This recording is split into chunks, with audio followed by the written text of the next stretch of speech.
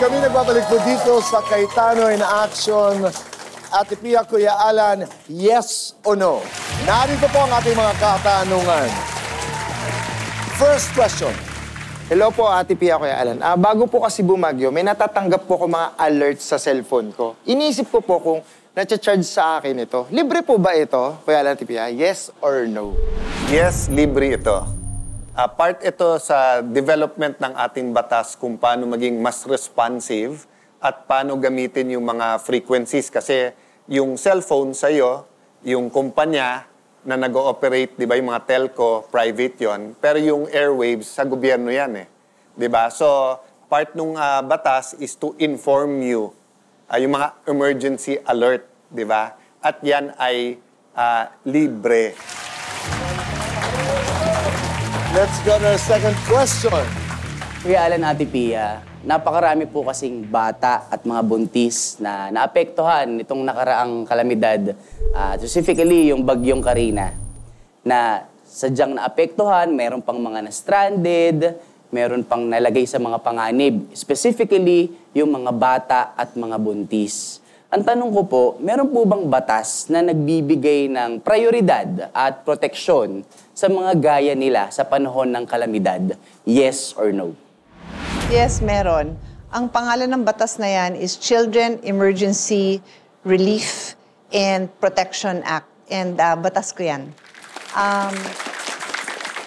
Ang layunin ng batas na yan is, yun nga, like you said, no? Obvious naman eh, ang pinaka-vulnerable bata, dahil bata nga yan. And then, kahit sabihin mo naman na mga babae, empowered, pero kung buntis ka, kung kakapanganak mo lang, vulnerable ka eh. So this law puts into place mga minimum requirement na dapat ginagawa sa mga evacuation center para ma-address yung concerns ng bata at ng mga babaeng yun. I have to give you an example, no?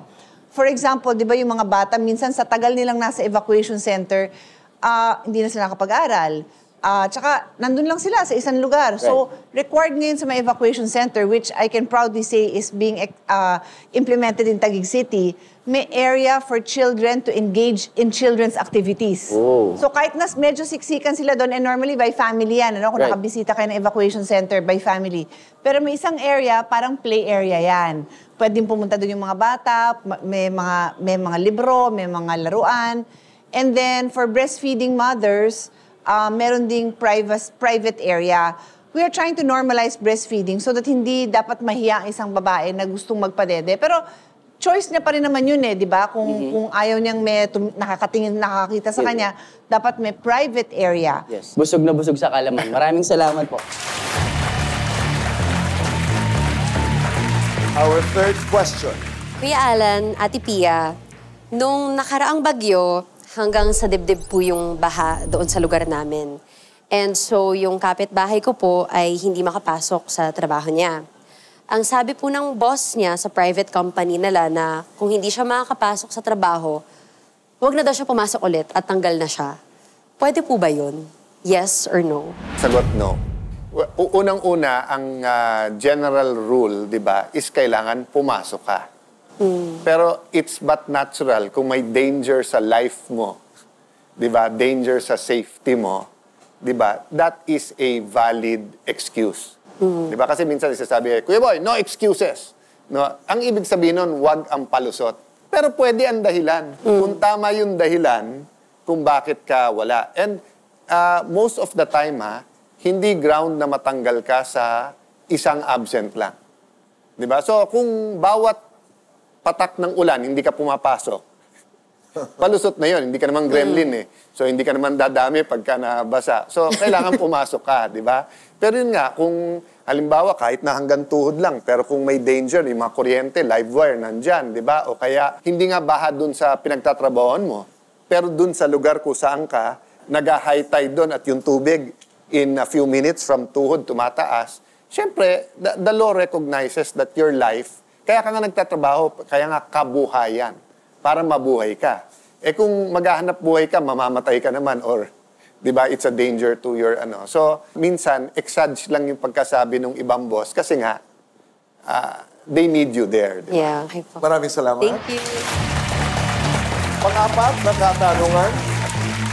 Kuya Alan, Ate Pia, sa panahon ng kalamidad, naisip po naming magkakaibigan na mangolekta po ng donation sa publiko at gumawa ng fundraising activities para makatulong po sa mga tao. Kailangan po ba namin ng permit bago gawin ito? Yes or no? Napakagandang tanong na yan. Officially, the answer is yes. But let me explain. Nung nag-start yung COVID, ang daming lumabas na mga fundraising para makatulong sa mga tao. Ang dami. Tapos naglabas ang DSWD ng paalala na lahat ng gustong mag-fundraising kailangan kumuha ng permit sa DSWD. Ang dami ngayong umangal na netizens dahil hingi ka pa ng permit, baka yung sasoklolohan mo, namatay na, kung ano na nangyari. So, ang daming umangal. So, sa pagkakaalala ko, and I hope I remember right, sinuspend muna pansamantala yung requirement na yan. But it is a presidential decree na nagsasabing kailangan ng permit. The reason for that is may mga abusado, di ba? Opo. Like merong magsasabing ang ganda nga nila mag-marketing nung kanilang organisasyon. Tapos malaman-laman mo hindi nakarating. So tama naman ang DSWD na maging stricto sila doon. But I'm still hoping na magkaroon tayo ng way na mas mapadali yan kasi nagiging pahirap sa mga well-meaning citizens naman na gusto automatic, di ba, makapag-solicit, padala kagad ng pera dun sa nabagyuhan doon, pera o solicitation, tapos hindi pwede. But for now, it is really what the law requires, a permit. Thank you po. Maraming salamat. Our fifth question. Kuya Alan, Ate Pia, so recently po, nag-volunteer ako sa barangay namin sa pagre-repack ng relief goods. And napansin ko po, yung brand ng gatas na kasama doon, favorite brand ko. So, hindi naman po ako kumuha ha, pero napaisip po ako that time. Pwede po kaya na kumuha ako ng gatas doon sa nare-repack ko, tapos palitan ko ng ibang brand na mas mura? Pwede po kaya yun? Yes or no? No, in general, ang sagot no. Why do I mean general? No yan. So, pagka may nag-donate, kahit sabihin mong mas mahal pa ipapalit mo, so, sabihin mo, ang paborito mong brand is X, 20 pesos per item yon, yung ipapalit mo lang 15, hindi mo pwede ipalit kasi protection nga. Lalo kung government. Di ba, nag-donate ka sa DSWD or DSWD, dinala sa munisipyo, sinabi ng mga taga-munisipyo, repacking alone hindi rin, so sinabi, masyado to marami sa isang pamilya I-repack natin to, ganyan. Hindi allowed yan. Kasi nga, the more exceptions you make, maraming pilosopo sa mga Pinoy, marami ding, hindi naman sobrang dami nag-abuse, pero maraming nagiging pilosopo na parang, 3 kilos yan per family. Pero sir, mga single tong to, 1 kilo na lang natin, hindi pwede yan. Very timely knowledge po. Salamat po. Salamat sa inyong mga katanungan. Parati tayo maraming natututunan dito sa Ate Pia, Kuya Alan, yes or no. Pero dito, sa Alan Pia Pick, hindi natin kailangan ng permit para may mga mag-uwi at manalo ng 10,000, 2,000, 3,000, 5,000 pesos. Wala ring permit para pumalakpak. Lahat ng yan ay mangyayari po sa pagbabalik na...